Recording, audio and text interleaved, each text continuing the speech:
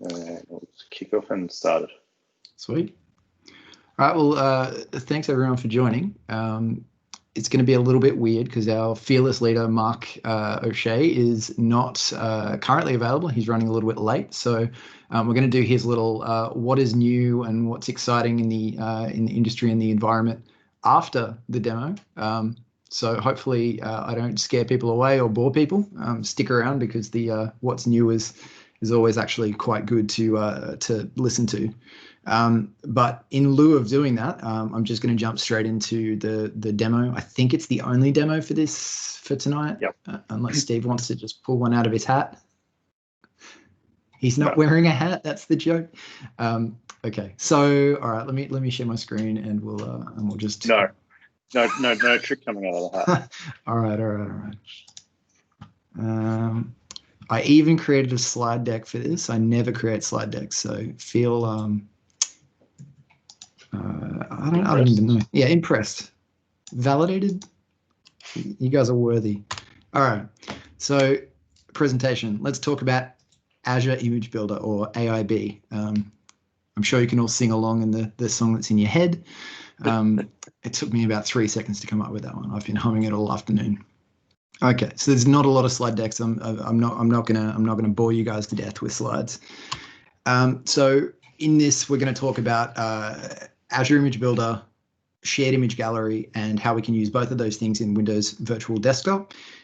As this slide says, there is a lot of acronyms. I don't think it'd be a Microsoft product if it didn't have an acronym.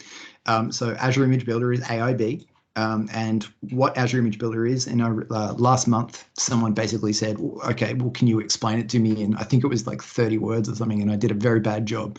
But Azure Image Builder is a tool set that allows you to build templates from the marketplace and customize them. That's it. Dead simple. You use a pre-existing marketplace image, and this basically allows you to create your own customizations after the fact using a product called Packer, which is created by, I think it's a company called HashiCorp, which is really, really good. It's basically just a really simple framework that allows you to throw customize blocks at an image. And this is not specifically, so Packer is not specifically a Microsoft thing. It is an industry standard thing that allows you to provision devices in AWS, in Google Cloud, in Docker, all that sort of stuff. Basically what Azure Image Builder is a veneer over the top, or an abstraction layer over the top to allow you to work with Packer in a Azure way. So you have all of the ARM template functionality if you like ARM templates, as well as the ability to create them using PowerShell, which is why I like it. The second acronym we're going to talk about is SIG, or the Shared Image Gallery. So the Shared Image Gallery works quite well with Azure Image Builder. It's basically a solution to store and structure your images.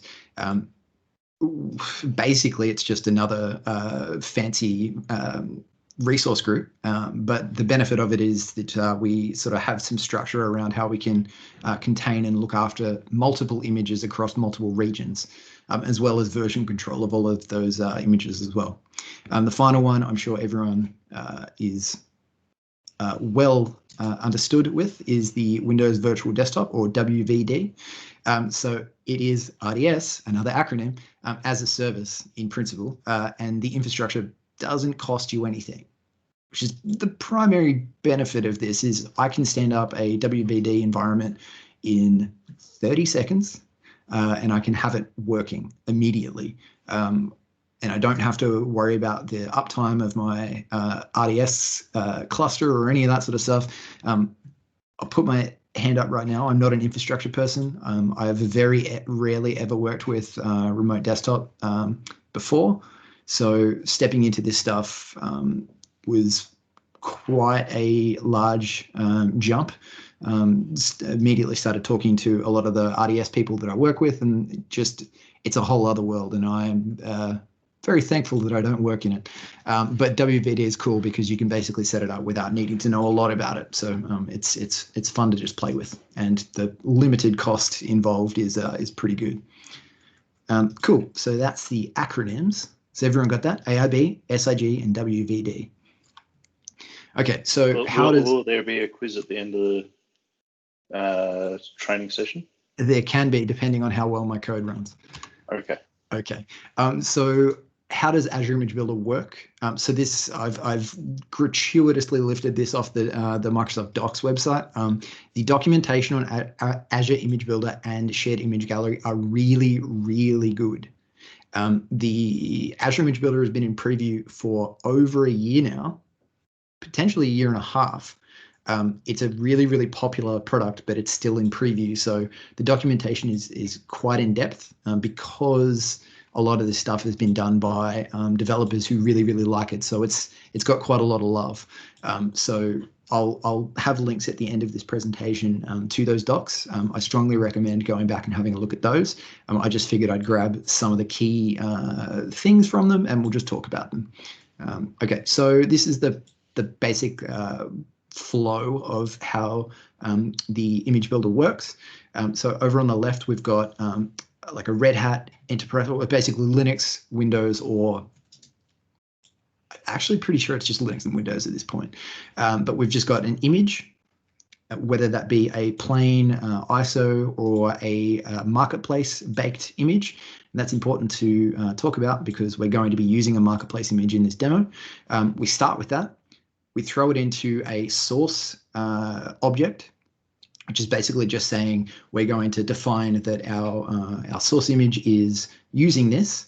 We're going to define a couple of version information. It's basically just setting up our first initial image. We then, once we've built that, we throw it into our customizer.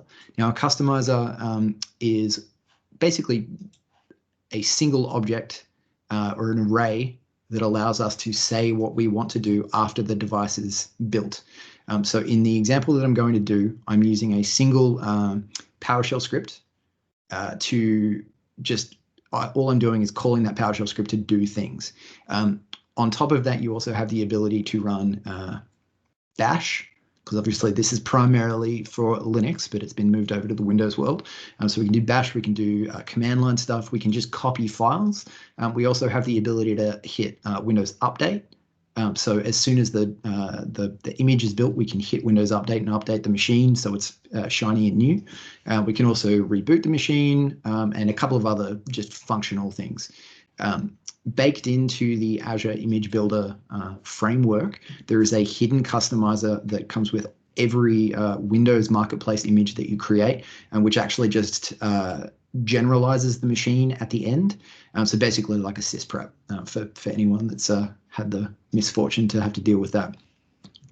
So once we've set up our customizer, again, in this demo, I'm only using one customizer just for, to make it nice and easy. We then throw it to a distribution point. And that distribution point basically defines where we want to send the bundled customized image. So in this scenario, we're just going to send it to one place, but we have three options. So we can either just pipe it out to a VHD, we can send it to a managed image template, or we can send it to our shared image gallery, the SIG, which is what we're going to do in this demo. Now, there's no right or wrong way to do this. There's actually a caveat that I will explain in a bit why Azure Image Builder and Shared Image Gallery probably isn't the best thing for, especially those of us in Australia at the moment. But it is a cool way just to show you how these new technologies work. So once we've distributed them to the Shared Image Gallery, the final thing that we need to do is obviously push them out to our virtual machines. So once we have that reference image built using Azure Image Builder, we can do anything we want with it. So we can use them to build virtual machines. We can spin them up and then we can create more images. We can do all that sort of stuff. But the real thing that I saw benefit in is that if we've got an ability to create a maintainable gold image as a template in a single process that is automatable and non-interactive, we could potentially use that to create session hosts in Windows Virtual Desktop, which is what we're going to do. So Windows Virtual Desktop session hosts are just VMs. There's nothing special about them. The only thing that differentiates them from a standard virtual machine is a desired state configuration task that runs at the end that installs FS Logics, which is basically just, Steve, correct me if I'm wrong, it's just a multi-user management framework. Yeah, think of it as virtual disks or user profile disks. Yeah, exactly. With parts of UEV and components like that included. Cool. So yeah, it installs FS Logics as well as does a domain join because it needs to be domain joined. And I think there's like one other task, but that's the only difference between a standard virtual machine and a WPD session host. So it's fair to call that out. Okay, what's my next one? Okay, so what is shared image gallery? It took me a little while to sort of get the point of it, and at the end of the day, shared image gallery is just a resource group or a tool in a resource group that allows us to pool our resources so we can have multiple image definitions. So in this scenario, I'm going to create one image definition. It's going to be just Office 365 application suite plus a couple of custom apps. And it's going to be stored in, let's, for example, say image definition 1. What I can then do is I can maintain this, and if the client comes to me saying, oh, we've got a new app, I can simply add that to my installation wrapper, spin up a new version of image definition 1 and apply that image to a new template, and then that will be my gold standard going forward. But I can have multiple versions in this image definition, so I can choose which one I want. I can also have multiple regions. So the pure ability to scale out at speed. If you want to build session hosts or virtual machines in different regions, you can store these images in all of your different regions, so they're nice and fast when you want to schedule them and build them out. So it's not super complicated, but it is worth knowing that it's basically just a framework to allow us to store multiple versions of the same image. Okay. So as I said at the top here, Azure Image Builder is very much in preview, and as such, there's a couple of limitations. The one I didn't point out in this list is that there is currently quite a lot of the functionality does not have a UI in the portal, which is a real problem for adoption at this point. Most people, if they can't just go in and search for it in the marketplace, they're not going to use it. And it's even more complicated than that. Like getting this thing to light up requires you to enable a couple of providers and frameworks that can only be done using PowerShell and understanding what you're actually doing. So it's kind of difficult to get started, or it was, until I created a module to help. The other major limitation to using Azure Image Builder at the moment, which is really going to affect your adoption of this in a production environment, is that it is region limited at the moment to the regions that we've got listed here. So that's East US, East US 2, West Central US, West US, West US 2, North Europe, and West Europe. So obviously we don't have anything in Australia, which kind of sucks. But at least for a proof of concept, we can definitely build this up and we can test it out. It's pretty good. I'm hoping in the next 6 months this is going to go live. I have nothing to back that on.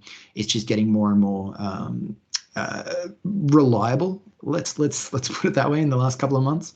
And I just see a lot more people writing blogs and a lot more documentation coming out that just makes me feel like it's going to be here soon. So while it is a major limitation to moving to prod, there's definitely nothing stopping you from sort of playing with this tool now and understanding it, because I do think it's going to be quite important. There are limits to the shared image gallery. Now, this is limits, not limitations, because shared image gallery is not in preview. This is full-fledged. This thing exists now. So right now, this is a hard limit on what you can do. I'm sure there are probably some scenarios where you would hit that, but I don't work with the client base that would ever sort of hit these. But basically, we've got 100 shared image galleries per subscription per region, 1,000 image definitions per subscription per region, 10,000 image versions per subscription per region, and 10 image version replicas per subscription per region. And also any disk attached to that image must be less than or equal to 1 terabyte. So we can't have ridiculous, huge template images, which makes sense because even if you had a scenario where you needed a 2 terabyte disk, think about the cost of running that in Azure. I just don't. If your gold image is larger than 1 terabyte, I believe you might be doing something wrong. Okay.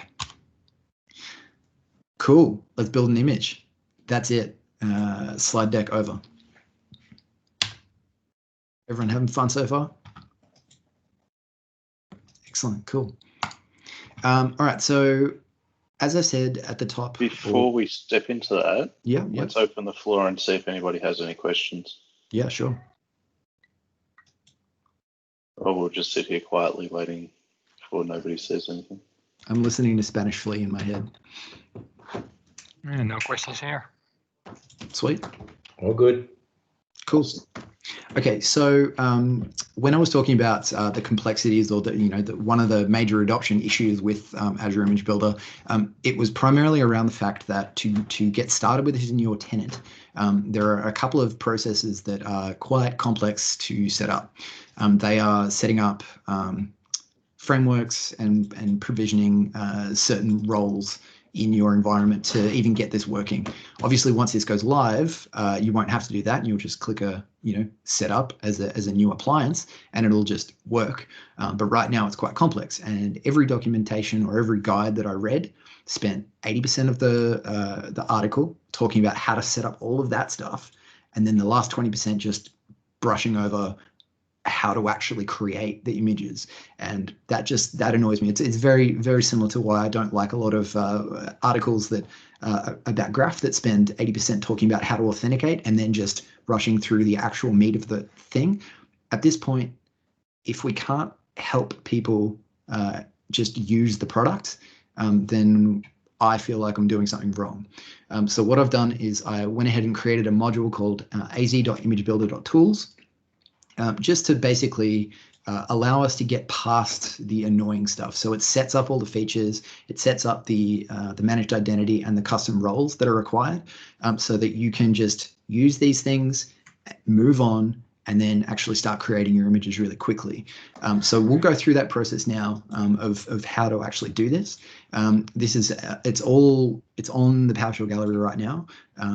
The code is on GitHub if you wanted to have a look at it to make sure that you're not installing some sketchy virus. And in the GitHub repository, we also have some sample code of actually how to use the module in a real live environment. So we'll go through it now. So this is the publish AIB image sample code that is up on GitHub. So the first thing we're going to do is we're just going to get our Azure context, and we're going to store in a couple of variables. We'll just make sure that I'm connected to the right tenant, because that would be real embarrassing. Let's just have a look at this. Yep, cool. That's all good. Is this big enough for everyone to see? I can make it a little bigger. Zoom a little, please. A little bit? Please. How's That's that? better. That's better? All right, cool. All right, so I've got my Azure context, my subscription ID is all happy days. So we're just going to set up a couple of variables in here. Now, obviously, this is just running line by line, right? If you wanted to make this into a production environment, I could imagine that you would use this in a pipeline, for example, and all of these variables would be stored in a key vault or as part of a pipeline, so that they generate new things each time, or however you wanted to do it. For this demo, we're just writing stuff down on a screen and we're running it. So it's not super complex, but it just shows you what you actually need to configure this stuff. So we're going to define a resource group name that we want to use for this demo. This is not one that I've created previously. If you have one that's already been created, that's cool. It's not gonna affect anything. It's just gonna chuck stuff in that group. Cool. My location is going to be East US. Again, remembering those limitations. It is recommended generally in the preview that East US is the most reliable, so that's what I use. I'm going to call my image template this, so just Windows Virtual Desktop 20H1 pre-built with a couple of other shiny things. My gallery name, I'm just going to call M365MMM because, you know, I really like that name. My image definition is going to be another thing. So again, in my gallery, I have a definition for this image that I'm going to create. So we're just going to call it that. Run output, this is just a thing, it's basically a tag that we use to monitor how the image is being built. It's not important what it is, you could call it anything you want, but it's just used moving forward so that we can actually sit there and watch, because the actual build process takes a while. And I'm going to do a sneaky, and I'm going to turn around and say, here's one I prepared earlier, because this can take an hour-ish to build, sometimes longer. Last time I did this, it only took 40 minutes. The time before that, as I was complaining to Steve, it took an hour and a half, but that was because my customizer script was trash. So yeah, so we'll just save that. And our output name, again, this is all just linked back to our logging and just making sure that we can tell whether it's finished or not. Okay, I just realized what I've done here. We don't use this.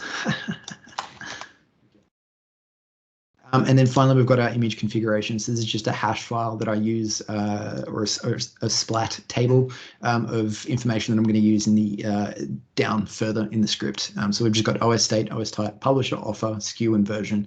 This information is specific for me to get access to the marketplace image that I want to use. So all of this information took me quite a while to figure out exactly what the marketplace image was that I wanted, and this is specific for WVD in that it is a version of Windows with Office 365 installed per person in a state that allows multiple users to access the machine straight off the bat. So we don't have to worry about any of that stuff. We've basically just got a machine with our basic Office stuff already there, and we don't have to think about it, which I think is pretty cool. So we just save that as well. Obviously, if you haven't installed the module, this is where you would install it. There's a couple of other things that are required as well, but if you install the module, these will come down as well because they are required or dependent modules. It makes quite a lot of sense what they are. Az.ImageBuilder is the Microsoft provided module at the moment to be working with Image Builder. And then the managed service identity stuff is because we need to create a managed service identity. So we need those two things. All right, so the first thing we're going to do is we're going to initialize our Azure Image Builder environment. So this is the module or the commandlet from my module that makes that first bit a lot easier. So what it does is it creates the resource group if it doesn't already exist. It creates the identity or the managed identity. It then creates a custom role and applies that custom role to the managed identity. But before any of that, it makes sure that the roles and stuff in your environment are set up. So we'll just quickly, I'll just show you what you get in the module. Get command. There's only three things. So get ARB build status, which we'll use at the bottom of this demo. We've got the initialize Azure Image Builder, which is what we're going to use up here. And then we also have this invoke AIB provider check. So invoke AIB provider check, if we run this now, what it's going to do is it's just going to check if my tenant is set up for this. Mine already is, so it should, in theory, just work.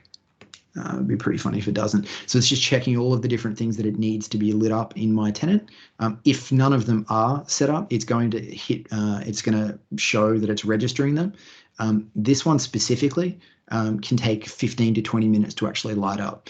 So if you've not used this before and you are going to give this a go after this session, just my recommendation is use this commandlet with wait. What it'll do is it'll just sit there and it'll constantly poll and just make sure that it's eventually set to registered before you continue, because if these things aren't there, you can't use Azure Image Builder.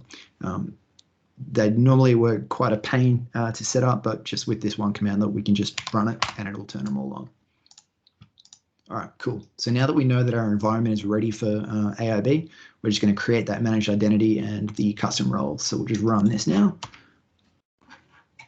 Cool. So as you can see down here, it's just creating all the stuff. It's got some shiny ticks and colors.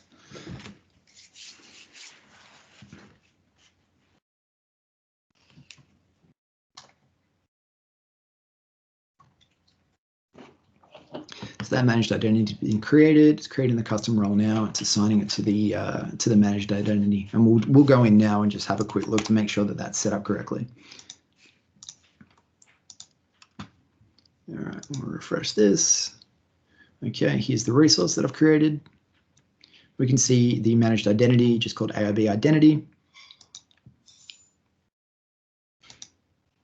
And if we look in here, we can see that custom role has been set up. So the custom role itself, it's not actually that complicated what's in here. It's basically just saying we want access, we want read access to galleries, we want read access to gallery images, we want read and write to versions, and then we want full access to any images that we're creating. That's it. So all of this stuff will get lit up and it will be standard eventually. It's just right now there is no front end to actually doing this the nice way. So we just need to do it through APIs. But yeah, so that's all that's going on. So we've now got, we know that our tenant is set up. We know that we've got a resource group with an identity that has the roles that we can use to create the images. So we'll just move ahead. So that stuff is what takes up most people's writing when they're talking about Azure Image Builder. Seriously, it's about 80% of all documentation that I've read is about how to set that up, because it's a pain. So we've done that fairly quickly. All right, so now that we've created that, we get to go into the fun stuff. All right, so what we're going to do here is we're just going to create a gallery. So new AZ gallery. This is in the Microsoft Az.ImageBuilder module. So this is all just native supported stuff. We're going to call it a name. We're going to apply it to the same resource group that we just made, and we're going to set that location. So all this information is the same stuff that we set up here. So we can just continue to reference it. So we'll just run this. This can take a little while sometimes, but it shouldn't be too slow. Everyone following along so far? Hey, that was pretty cool. What's the... Hey, Ben, what's all this red stuff? I thought it was supposed to be... Oh, it's a feature. Yeah, it's a feature. All right, what's my gallery name? Shared gallery name. Let's just get rid of the dash, shall we? And we'll get rid of the dash in the image definition as well. So it's called, at least the error is telling me, allowed characters to English alphanumeric characters with underscores and periods allowed in the middle, but nothing else. So I had dashes in there, and that's why it didn't work. I've done this enough that I should know that. But you know, nobody's perfect. So, all right, let's run that again, shall we?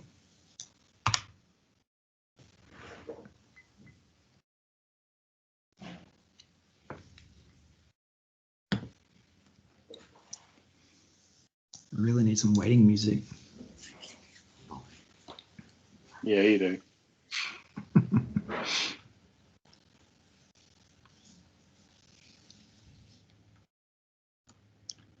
Let's have a look. What else are we doing here? It's still running. Should only take a couple of minutes. Basically, we're going to get like halfway through this and I'm going to give up on the code because it's going to take an hour to build, and I'll show you what I've done previously.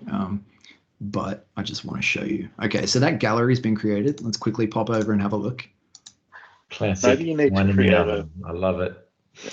Maybe you need to create like a module that puts elevator music to your code. That would be incredible. That would be incredible. Okay, so Glive, M365 MMM SI Glive is now created. So I've got a gallery. In my gallery, I have nothing because obviously we haven't created anything. So this is where we want to pop in and we want to create our, if we actually, let's just pop back and go through what we're doing here. Okay, so we've got our, we've referenced our thing. We've created our gallery. So what we're going to do now is, so imagine in the middle here, we've got create the gallery. So now we're going to create the source, and then we're going to put the customizer, distribute, and then push it back into the shared image gallery. Cool. All right. So we're going to create the source. So again, none of this is complicated. It's just creating some metadata to store here. This should be real fast because it's not actually doing anything. If we have a look here, it's just creating it's just a custom object, because really all this stuff is doing is creating a final JSON file that it's going to throw it like an ARM template and just do the work. It's just a nice abstracted layer, because ARM templates are the devil. And I'm really looking forward to getting into playing with Bicep, if anyone's following that stuff. Okay, so we've got the source object created. So we're now going to create the image definition. None of this is super complicated. Again, we're just putting in some metadata to get ready to tag our image. The publisher, I'm doing some fun stuff. I'm just getting some, in my Azure context, I'm just getting my email address, and I just want the host, because I want to say that powers-hell.com is the publisher of this template. It's kind of the only fun thing about this bit. So it's going to create that image def. Again, this can take a couple of minutes.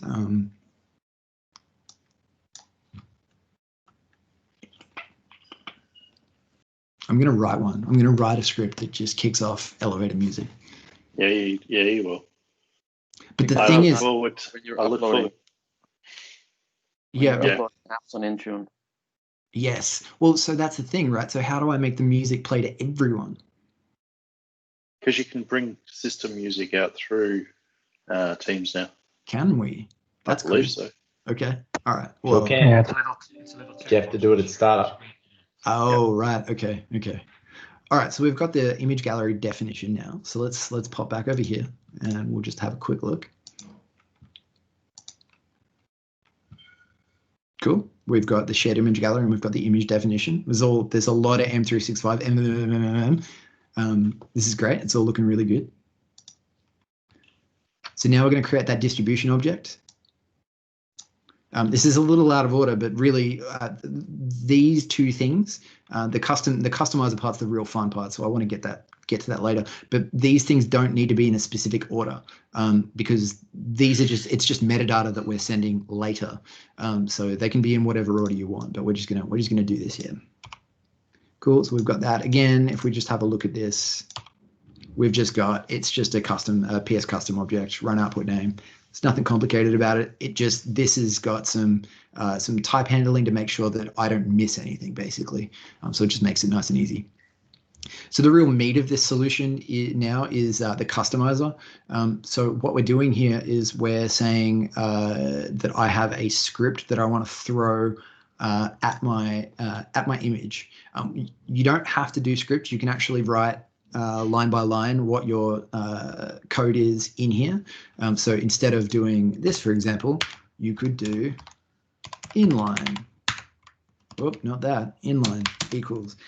Now, the downside to this is that it's an array of strings. So to make it work nicely, you've got to go like this, and you go new item, C drive, temp, item type, directory, force, out, null.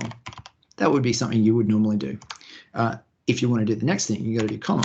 And then in here, you got to type in your thing. So the formatting gets kind of complicated. And then if you're doing, say you want to install an application, for example. So one of your steps is you want to deploy a file from a storage account onto your machine, say an MSI or whatever, and then you want to kick that off. So one of those examples would be start process MSI exec, argument list, and then you got to start putting quotes in.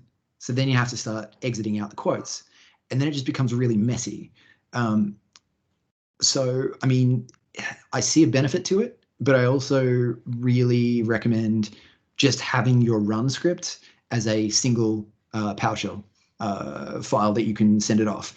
One of the benefits of this is that you're not limited to just one customizer. You can have as many as you want. So at the moment, I've just got customizer equals this, but you could iterate through and just add more. So if you've got 20 steps, 30 steps, it doesn't matter. So if you've got very complex processes that rely each script to finish successfully, you can do that. I don't think using inline scripts is the right way, especially when you're developing it. Putting things in quotes like this in an array, you lose the ability of IntelliSense. So writing this stuff becomes painful. It's just better to develop the installation wrapper that you're working with, test it out on some virtual machines, get it working perfectly, not what I did, and then deploy it out. It just gives you a little bit of trust that what you're doing is successful.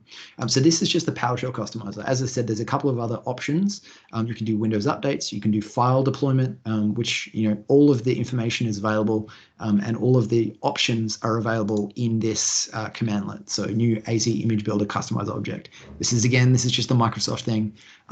So have a play around with it. It's really, really quite easy to set it up. And again, it's just setting up metadata. So if we run this, it's super fast because all it's doing is just creating that custom object. It's nothing super complex about it. One of the other benefits is we've got this run elevated, so we can choose whether we want to run it as system or just as the standard user. I'm pretty sure the standard user that we have is admin anyway. I just had to make the assumption that I needed the highest elevation level when I'm doing this initial build, but obviously you can set it to false if you feel like you need to. Cool. Okay, so the customizer is the really, really important thing here. This is what gets us out of just simply using a marketplace image, and it's that easy. I think I can't underestimate enough how important this stuff is. And this is all just using Packer. So this is just an abstraction layer on top of Packer, just to make that really easy. Okay, the next part that's going to take a little while is, so now that we've got all that information, we've got our source metadata, we've got our distribution stuff, we've got our customizer object. We're now going to bundle all that together along with our managed identity information, and we're going to create the template. Now, this can take a couple of minutes. We'll just run it, and we'll see if we can get it to go quickly. The part that takes the longest is line 115, so start image builder template. So basically what this is doing is it's loading up that source image with all the stuff, and then we create an instance of that template. Now, the actual process of AIB is actually quite cool. What it does is it spins up a virtual machine for you in a temporary resource group with all of the networking infrastructure that it needs and all that sort of fun stuff, does all the stuff, creates very verbose logging that Steve can attest to. And then once it's done that, it takes a snapshot of that image and then distributes it using the distribution stuff that we set up just up here to our gallery. So what it's doing is it's just automating that process of creating the virtual machine and customizing it and then shutting it down and taking a snapshot, doing all the sysprep stuff. You don't have to do that anymore. We can just do this, which I really like. So that's done. This command here is important because what we're doing is, okay, so we've created a new image builder template. Oh, my cat's just shown up. Hey, buddy. Don't stand on the keyboard. That's there. He stood on the keyboard. Get down. Sweet. Let's scroll back up. Okay, so we've created the Azure Builder template. Again, because Azure Image Builder is in preview, we don't have any visibility of this template. It's there. It sits in our tenant, but we can't see it because there's no UI for it. So if we want to actually verify whether that worked, so let's first, we'll just run this. Cool. We can see some information. That's great. It's not really helping me though. So let's have a look at all the information that we get. All right. So we got some cool stuff here. So we got, do we get any error codes? Did we get an error message? What's the provisioning state? So it's succeeded. So earlier today, I was getting some problems with permission things, and I didn't know what was going on, and I wasn't checking the template. I finally got to this point, and I opened it up and I expanded out the properties, and it told me exactly what was wrong. So this is very far along the production chain. It's like you've got the information available to you to tell you what is wrong if you stuff up. Things like if you decide, so like I've got my customizer PowerShell script just sitting on GitHub because there's nothing secret about it. I don't care. And I've made it public, right? Just so that I can just get access to it and go. demo. But in a production environment, you probably have that customizer script in a storage account fairly locked down. So to do that, you need to make sure that your managed identity has access to that storage account. So in the scenario that I had earlier, I tried doing that and I didn't have the right permissions. This told me I failed, and it told me exactly why it failed. So it's really, really good, and just the level of troubleshooting that we've already got is fantastic. Okay, so we've got our template created. If we actually go in to, let's have a look. We got image definition. So yeah, so at the moment we don't have a version because we've got the definition, we've got the template. So now basically what we need to do is we need to tie the template and the definition together with a cohesive image. So this is what the actual process is. This is going to take forever. It's not going to get done in the demo, but I will show you the process. So start Az.ImageBuilder template, resource group, image template, and we're going to run it as a job, which is really important because again, it takes forever. So we're going to run that. We'll have a real quick look at our job so we can see that it's running. So we can just sit there and we can put in a while loop and just wait for the state to finish, right? And we can just wait until it says not running, and then technically we're happy. But there's a cooler way to do it. So this is in the module that I created. I'm accessing the APIs because again, there's no real framework to get access to this data. And I'm just going to go get AIB build status, and we're going to run this. So here we can go, cool, we've got the start time. The end time is basically a non-existent thing because it hasn't finished. We can see the run state is running and the run sub state is building. So this will go through the 4 states. So the first one is queuing, then it's building, then it's distributing, and then it's complete. So with this information, we could then start putting in some logic, just putting in some wait commands to go, once the run substate is completed, then send out an alert, send out a notification to people saying the image is ready, or kick off another chain to create your WVD session hosts, for example. So the fact that we have this functionality is really cool. Now, this is just a subset of the data that you get back when you run this. If you put in this full status, I think Steve will like this because we're both obsessed with logs a little bit unhealthily. So let's just pull back everything that we get. Cool, so we got some interesting stuff here. Let's do it even more fun. So large text is bad. Let's result equals. Okay, so we've got a fair bit of stuff. Let's have a look at the properties. So we've got all of the information that we're actually using to distribute and create that template image, which I think is really cool. If we have a look at convert to JSON, we got heaps of data. So all of this stuff is basically what we can use to identify whether there's any problems, make sure that the configuration of that template is correct, as well as, just like if there's any problems, it's going to tell us fairly well in advance. So that's kicking off.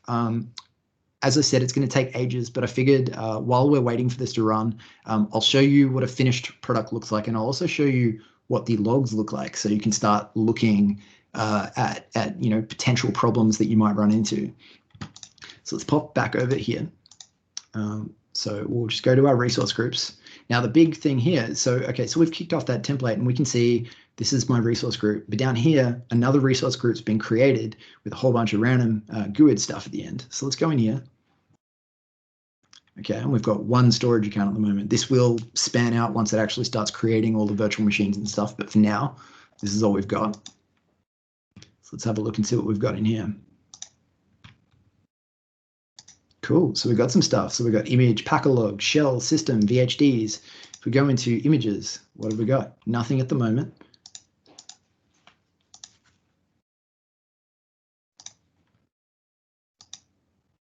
Still nothing. We're running a little faster than the code works. But in here we have a customization log. So this is the Packer log file. let's just change this to, yep, anonymous. And I'm just going to copy this and I'm going to open up a new thing. So what we've got here is very verbose logging on what is actually happening. It's insane how much stuff we've got. But the really important thing is that we can scroll down and we can identify where we are currently in the process, whether there were any failures. And also one thing to point out is Packer ERR is not an error. It's just they've got out and then they've just got like, it's just like a verbose statement. So the first thing I did when I looked at this is I started panicking, thinking that everything was failing, but it is not. So you could sit here and you could watch this whole thing. But basically, if you start looking for the specific out statements, you can see that it's doing certain things. So it's creating a storage account. It's getting the template data here, which is waiting for certain plugins to run. If we refresh this, we should get even more information. So yeah, it's just going through and it's building it out. It's going to take a very long time to do. I'm guessing last time it probably took about 25 to 30 minutes to complete, but I have seen it take upwards of an hour. By default, this has got a 4-hour window. So if it fails to provision completely, so if your customizer script is that bad that it stalls, like mine was last night, it will take 4 hours to try, and then eventually it will just bomb out and it will tell you in the logs that you did a bad job and that you need to try again. So it's pretty cool that we've got this level of granularity and detail in our logging for people like myself and Steve, who should have more in their life than logs. Okay. So that's going to do its thing. Cool. Let's not wait for it because that'll be a very boring demo. We'll just have a real quick look and just see how we're going with the build. It's going to still be saying building and running, but we'll just have a look. Yeah, running and building. That's all good. And we can have a look at the job just to confirm it's still running. So this is going to be doing its thing. I wish it could be done faster, but you know the actual thing that it's doing is quite complex. So it sort of makes sense. So let's just pop over to one that I've created earlier. All right, so we've got this one here. No, not live. Where's my...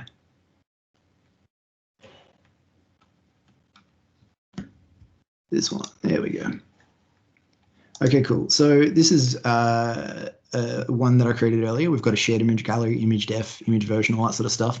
So again, in the image definition, we've got the image version, and all of that lives in the shared image gallery. So we can pop in here and we can see what this all looks like. So we go into the definition, and then we've got the version of it. So I can have as many versions as I want. If I want to make changes, it just automatically adds a new number. You can customize that. You can set it to whatever you want. It's all very good. From here, you can create virtual machines, which is really cool. So just from this, I can just go, I want 10 virtual machines. The one key thing is that you can only create virtual machines from images in the shared image gallery in the same region that the shared image gallery exists. So that's where, again, because of the limitations, because Azure Image Builder is in preview, I can only use East US as an example. So for those of us in Australia who want to try this out, you can, just don't use it in production unless you like the delay of accessing virtual machines in different regions. Okay, so we've got an image that's been customized theoretically if your customizer script was written correctly and not in a rush to get to a user group. So what we want to do now is we want to go through that process of creating a Windows virtual desktop host pool and some session hosts using this info. Now, I've got a script that can do all of this for us, but I don't think it's as fun, or it's not as fun a demo to just hit run. So unlike everything I do in life, I'm actually just going to go to the UI and just step through how easy it is to do this. So let's just pop in here and we'll go to Windows Virtual Desktops. I'm going to create a host pool. So I've already got one created. We'll have a play around with that in a second. I'm going to create a new resource group. I'm going to call this M365MMM host pool 2. Host pool name is going to be cool host pool name. Location, again, we don't have a lot of range in this because WVD is still fairly new. I know it's been around for longer than Azure Image Builder, but it's still got limitations. One of the key things here is that the actual host pool stuff isn't actually where stuff is run from, and the host pool really just handles the delegation of where you're going to go, to the session host. So it kind of doesn't matter where it sits unless you've got, legal reasons why you can't leave Australia or leave the region you're in. So we're just going to keep everything in the same location and make it nice and snappy. We've got options to do a validation environment or not. I'm going to say no. And we're going to set it up as a pooled host type. So the key thing here is obviously personal means that I can assign a specific session host to a specific person. Pooled means that anyone can access anything. In here, we're going to say we're going to have a max limit of 10 sessions at a time, and we're going to make it, we've got two options here, so breadth first or depth first. So breadth first means that we're going to spread everyone out over the virtual machines to make the session hosts as responsive and fast as possible. The other option is obviously just fill each session host up at a time. It's pros and cons. The default is breadth. Let's just do that. We're not going to add the virtual machines at this point because I just want to go through how you would do this with an existing session host pool. And again, we're not going to create a workspace either. So we'll just quickly create this. Everyone's following along. Any questions so far?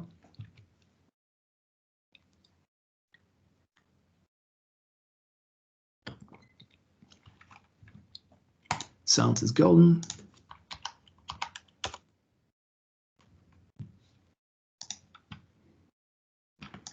Okay, shouldn't take too long. It's not actually a lot of stuff. Cool, so that's done. So I don't know whether we've got anyone here that's worked with remote desktop server and that sort of stuff, but I'm assuming this is significantly faster than provisioning an RDS host. I'm sure Steve's played around with it. Yeah. And even faster than using the templates. The other part to note on that is this is definitely more secure than the native template samples that you'll see in the GitHub repo. Oh yeah, for sure. Cool. So we've got our cool host pool name, host pool, in our WBD environment, and we can see we've got no session hosts, which we don't have any session hosts.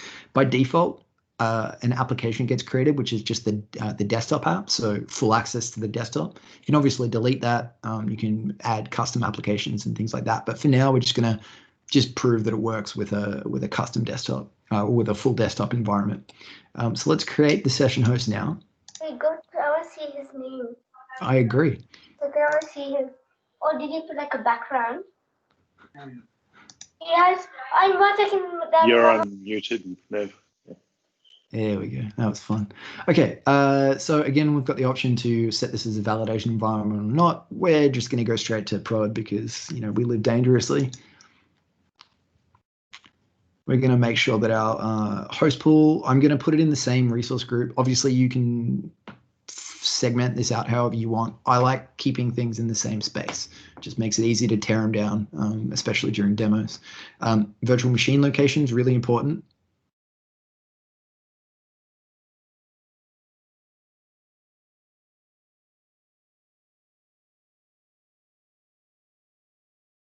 Did we just lose Ben? I think so. I thought it was my internet connection, but apparently not.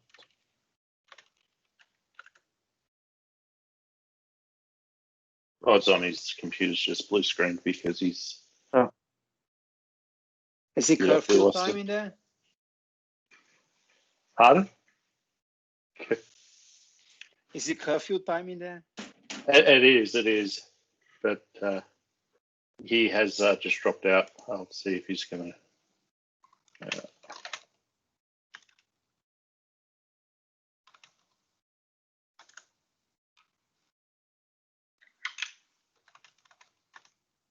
He didn't sacrifice anything to the demo gods. That must He be did it. not. He very much didn't. He'll be back up in a few minutes, guessing at the blue screen.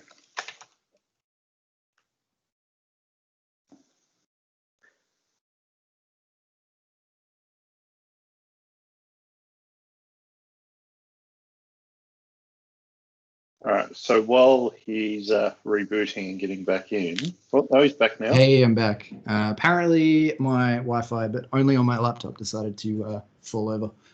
Okay, I'm back. Give me 1 tick to share my screen.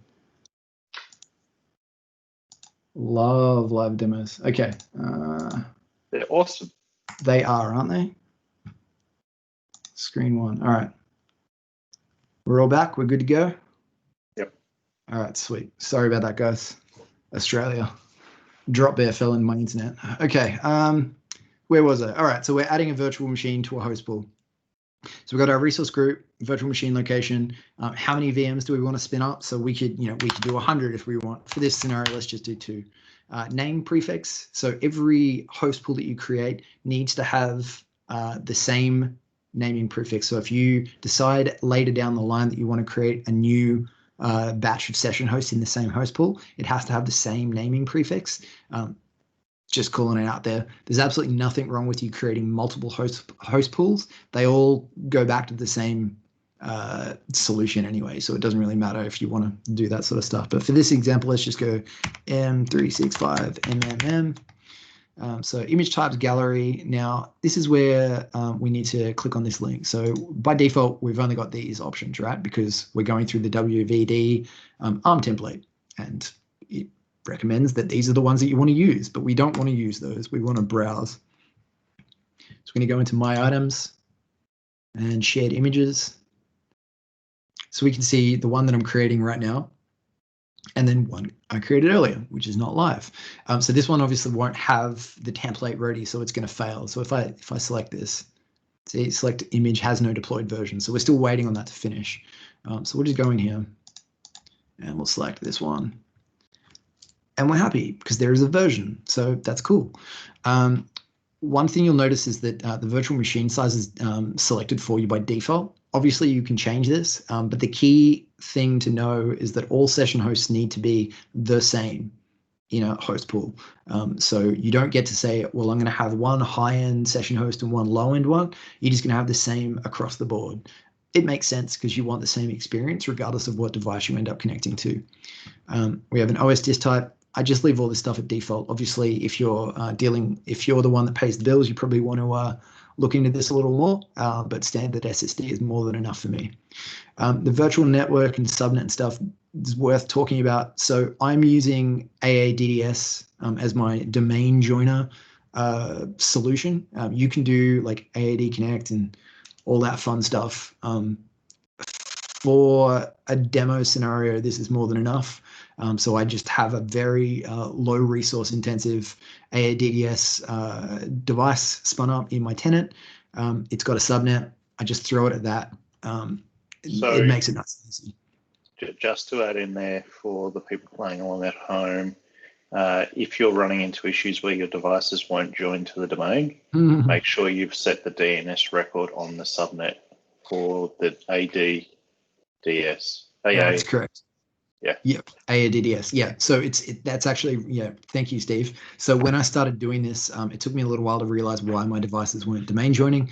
All of the guides that I followed and all the YouTube things and all the other user groups talking about this, just they rushed past it, which I almost did. When you set up, yeah, go for it. Can I add another catch-up when using AADDS? Go for it. If you activate AADDS and your user already exists, you need to reset the password for your user for it to become active in AADDS. That's really? correct. If you, yeah.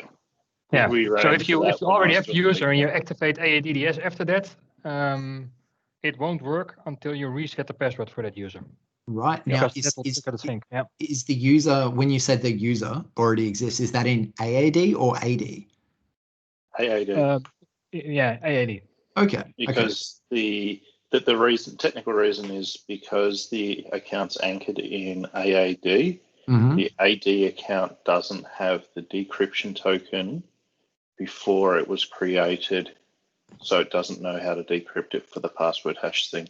There you go. So, okay, quite funny. The reason that I didn't know that was that I needed to reset my password anyway, because there's a password complexity requirement to do domain join. And my password wasn't complex enough. So I needed to reset my password anyway, so I didn't run into that problem. But that's really good to know. Okay, so cool. We've done all this stuff. I'm not a network admin. I get that it's someone's going to find this stuff fun, but I'm just pointing it to the subnet. I'm not doing a public IP because we don't want to access these machines outside of WVD. I'm not doing any network security groups. I'm not doing any public inbound ports. These are lockdown machines that can only be accessed through WVD. We're going to domain join them because we need to in this scenario. I don't have an OU path that I need to do, but if you do, put that in. You need an AD domain join UPN, so make sure that you've got that. Mine's just this. And my super secret password.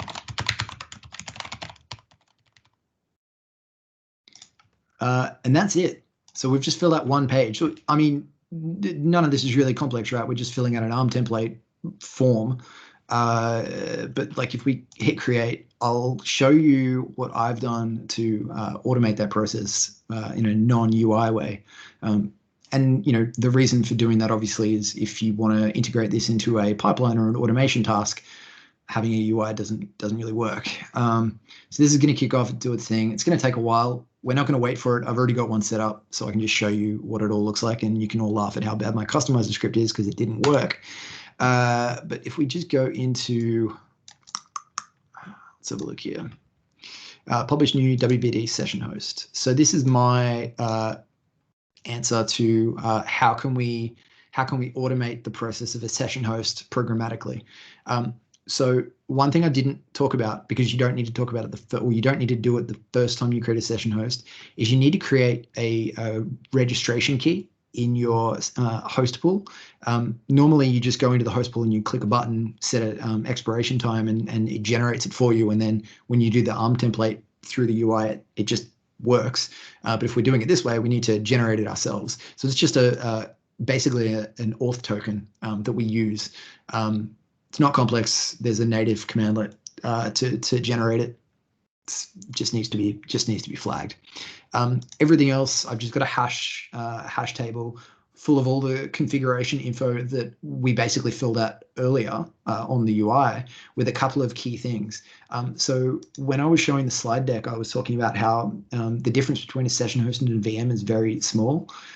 These two things are the key difference. So this configuration zip file actually contains all of the FS logic and all the stuff that makes a virtual machine a WVD session host. So basically the process is, if we quickly pop over here, so it's creating all this stuff now.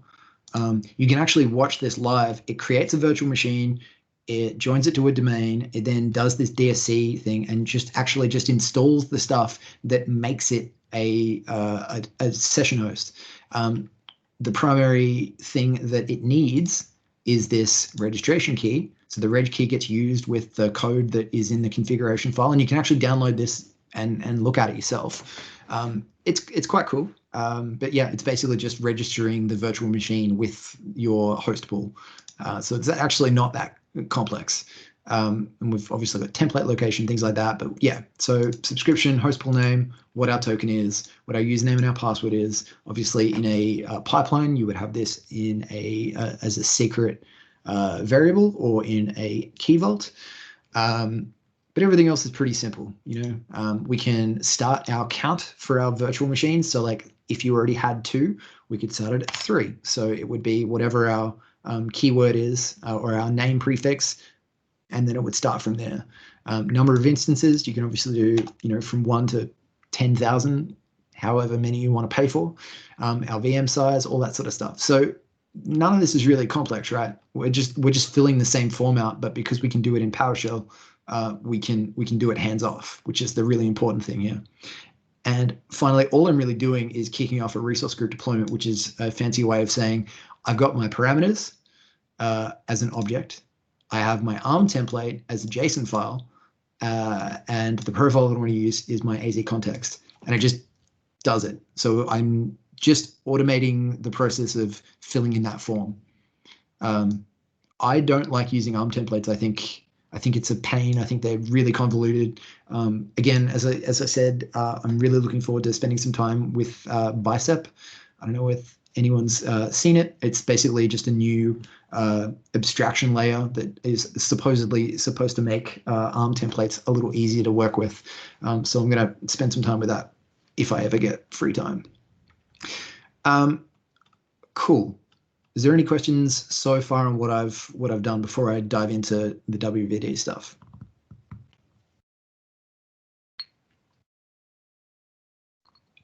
Nope. Sweet. Very good. Okay, so it's not a lot to it. I can quickly show you my customizer scripts. It's not a lot to it either. What I'm doing is I am mapping a Azure file share to pull down some stuff. I'm creating a folder. I'm copying some media. Make note of that, because when we look at the virtual machine that I've created, we can all laugh at how terrible I am at writing code at the last minute. In this scenario, shut up, Google. In this scenario, I'm just copying a single MSI just to show the process. And then I'm setting some registry keys for Teams because it requires some for WVD environment. This is actually interesting stuff that I found from someone else and I stole. And then I've got just a couple of things that I want to download that are publicly, excuse me. These are just publicly available installers that I want to use to install my stuff. So I've just got redistributables of Visual Studio, C++ stuff, a WebSocket thing for Teams to work in multi-tenant or multi-user environments. I've got the Teams installer, and I've got the Edge Enterprise installer, just so that I can see whether I can get this to work. I'm stepping through each, I'm downloading them, and I'm putting them, again, pay attention, I'm putting them in C drive program data AIB staging. And then I'm just stepping through each one and starting a process and waiting for that to finish. Most of the examples that I've seen of people showing how this stuff works proves that they've never had to programmatically install an application before because they just have a 10-second sleep while they wait for this to finish. Don't do that. Never do that. It's not good. Just start process and just do it properly. Cool. So this is potentially what my customizer script is supposed to be doing on my machines, and it's done once for the version of the image that I want, and then we just move on. All right, so let's go through and see what the experience is of an environment that's already built. We'll see if this is how this is going. I'm going to assume it's going to take a little while.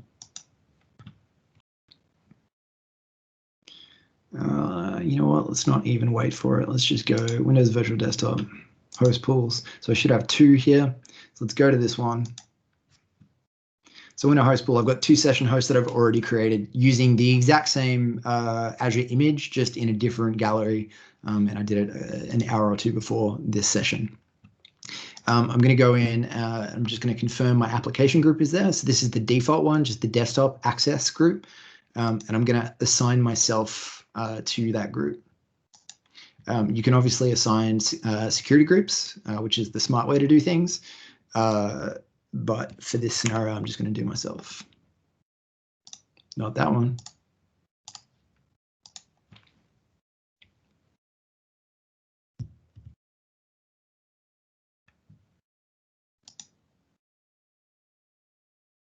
Give it a second.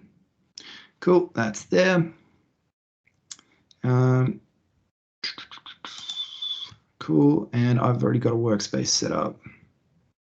So the workspace basically just links the application group. So you can have multiple applications in a single workspace, or you can have multiple workspaces and just single application groups. It's just another container that I don't really see the benefit. When I first started playing with WVD, you used to assign the users to the workspace and then the applications to the workspace as well, and then you had access. But now you assign the users to the application group. So this is kind of a superfluous step. But anyone that knows anything about RDS and thinks I'm talking nonsense, please tell me, because at the moment I don't really understand the point of this. Okay, so we've created our application group, we've assigned the user, we've got our session host built from AIB. So let's just pop in and we'll access RDWeb. So this is the URL to get it. There's no documentation on how to get to RDWeb through Windows Virtual Desktop. So I don't know what's going on there. I'm going to have to update some documents. Let's just log in. And we should see, hopefully it's fast enough. So we've got one. So we've got our default workspace and one application, which is called default desktop. If I click on this and click allow, it's going to ask me to authenticate. Eventually.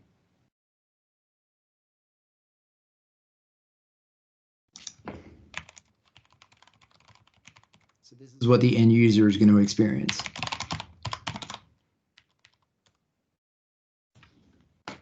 Cool. I have found from time to time that the connectivity experience is not great. But I could have also just typed my password in incorrectly. Right, Steve? You just didn't put your super secret password with camel case. Exactly. Let's try it again. No, it's not going to work for me. Demo gods, I've upset someone. Let me see what we can do here. Normally, I just need to close. Let's just close everything down. I open an incognito from here. Yeah, new in private window.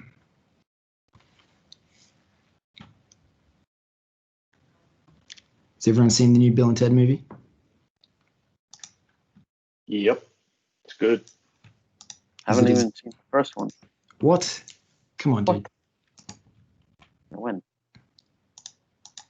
I don't know why Edge is not opening. There you go. Now you got like 3 copies of it. Yeah, that's sweet. Okay, let's close that one. Yeah, that's all good. Let's just try this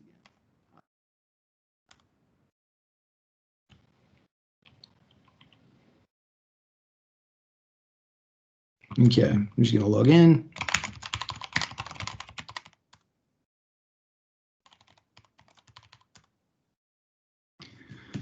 To the authentication dance.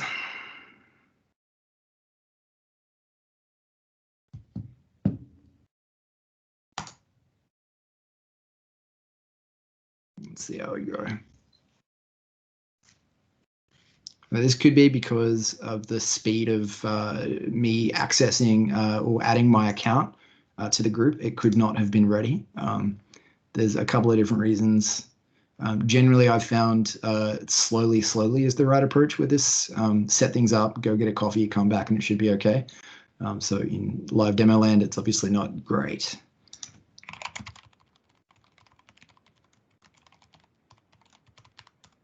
All I'm really doing is setting myself up for failure because my customizer script didn't work. Come on.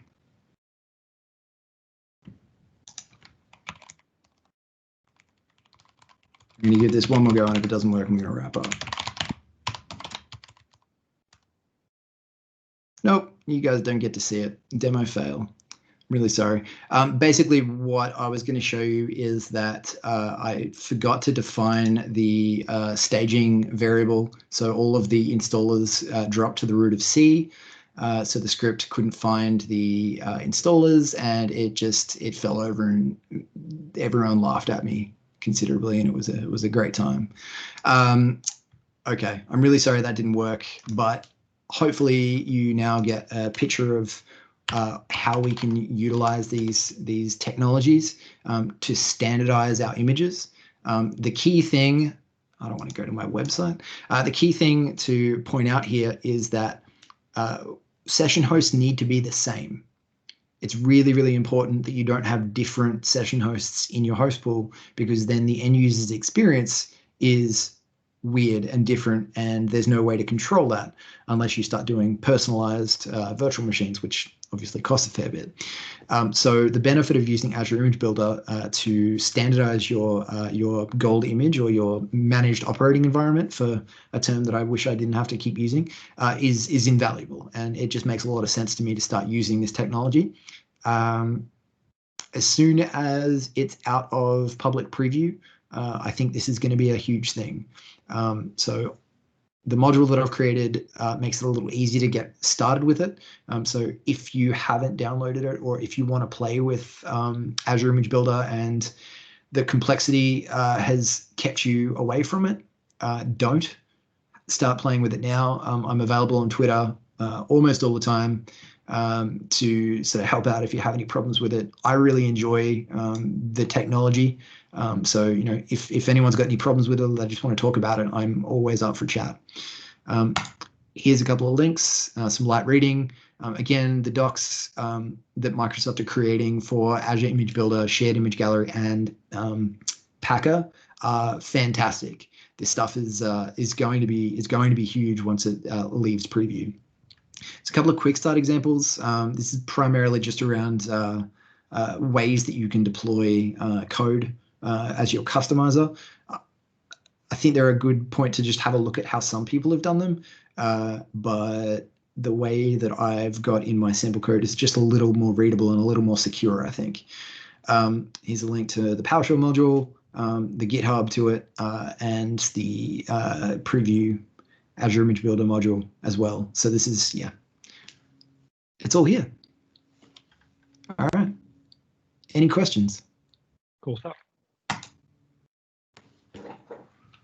I'm going to keep trying to connect to this thing, but I don't have any hope, especially considering my internet dropped and now apparently opening Edge is taking 30 seconds.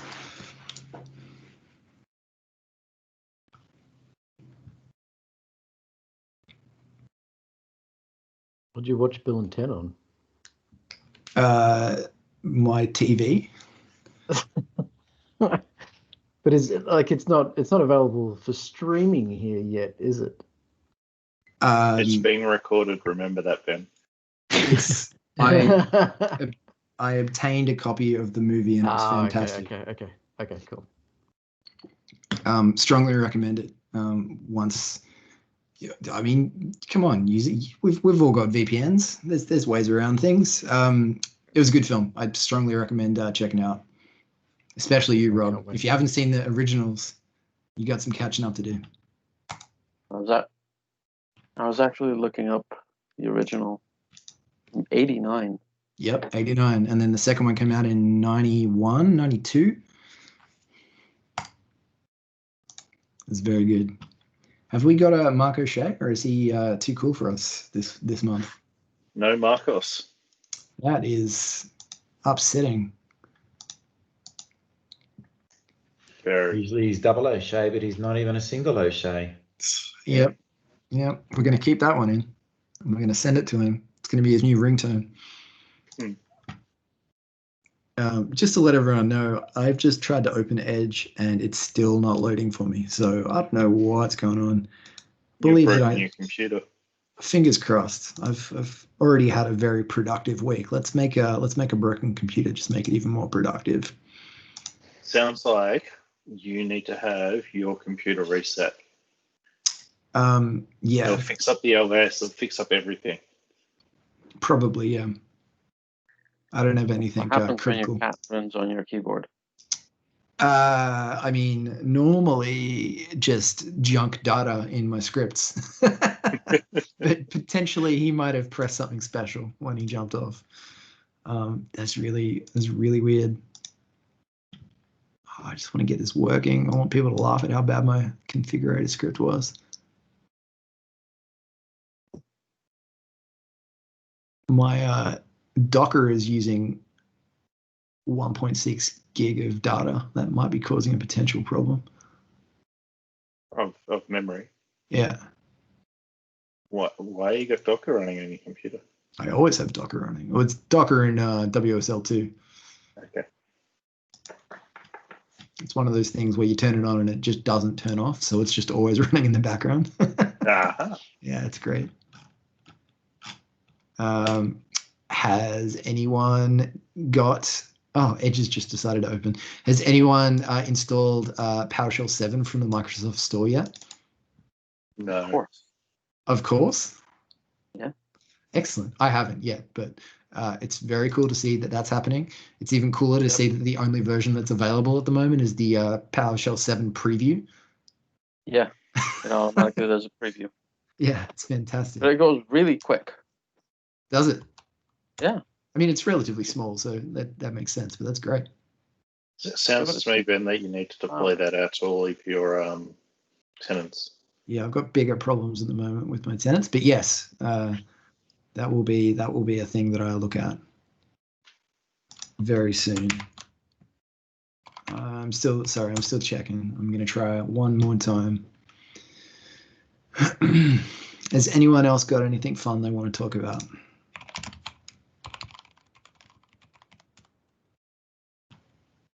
Nope.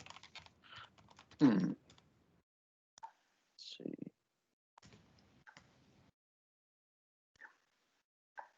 Nothing yet. I just noticed that the PowerShell from the store now pops up saying that, a new PowerShell preview is available. Awesome. But it's not updated the store version yet. Yeah, right. I think it takes a fair while. Like there's definitely a lag between the availability of the shipped version that you see and the one that's actually in the store. There's a lot more vetting that goes in before it can get there. Yeah. Come on.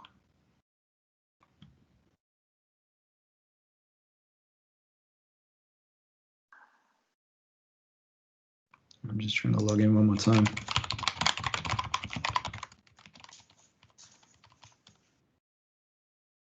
No, it's not working. I don't know. I'll have to figure that one out. Sorry, everyone. It's all good. Well, unless there's anything else people would like us to talk about, let's call it. So it's not as exciting as normally. Our good friend Marcos has really let us down significantly. That traitor. I hope he's listening to this and he better in replay and then just getting blamed for not being here. Exactly. Nice. Yeah, I'm keen to wrap up early. Yeah, cool. Very interesting. Anyway. That works for me. I can get some dinner before my call with India. Awesome. I was thinking the same. Mine's my call with UK, but same thing. Very good. All right, 20 minutes to get a meal. Awesome. Plenty of time. Perfect. Awesome, guys. All right. Well, there's already a date available for next month's one. We'll try and get a couple of demos done. So hold tight. I'll get this video up as soon as I possibly can. Last month's showed up last week, which is great. I don't think I need to blur anything out this time, so it should come up a lot faster. But yeah, I'll put it up on Meetup and I'll put it up on Twitter as soon as it's available. Cool. Well, thank you very much. Thanks. Bye. See you next time. Well done, Ben. Thanks. See you, Steve.